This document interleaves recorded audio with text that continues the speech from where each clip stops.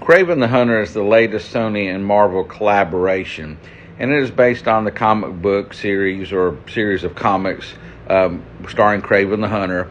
And I would go and say I've not really read any of these, so I don't have like the emotional connection to the character. The movie does give a backstory to how Kraven the Hunter came to be, and then it of course moves into modern day times and tells that portion of the story. I will say it is again pretty much a failure, as a lot of these Sony / Marvel movies have been. It just does not work like it needs to work. Now, Aaron Taylor Johnson plays Kraven the Hunter, and I really did like him as Kraven. I just wish they'd given him better material to work with, a better script. This movie clocks in at just over 2 hours, and it felt often a lot longer than that. It was boring in a lot of places, really slow in a lot of places. The CGI throughout the movie was not good.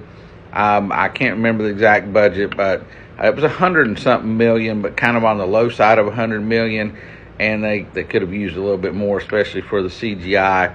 The dialogue overall was pretty poorly written, and so this does not have the gravitas that it needs to launch this character into the movie realm.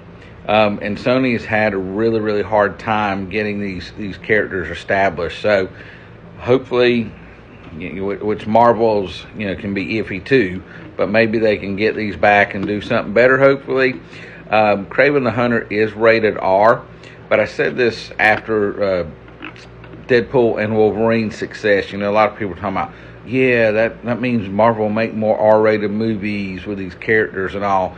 And I said before, so what if the direction, if the writing, if the acting is not good? It doesn't matter if it's rated R or rated G. You've got to have all of those things. So just making it rated R doesn't really mean anything if the movie quality is not good. So personally, I would, if you're going to go see this movie, I would go to the matinee. Do not pay full price. It's tracking at about 15 million. It could make a little bit more, but it's probably going to be on streaming pretty quickly with that sort of box office, if that's what it opens this weekend. Personally, if I were you, I would just save my money and hold off for it to come to streaming. So I'm only going to give Kraven the Hunter 1 out of 5 stars.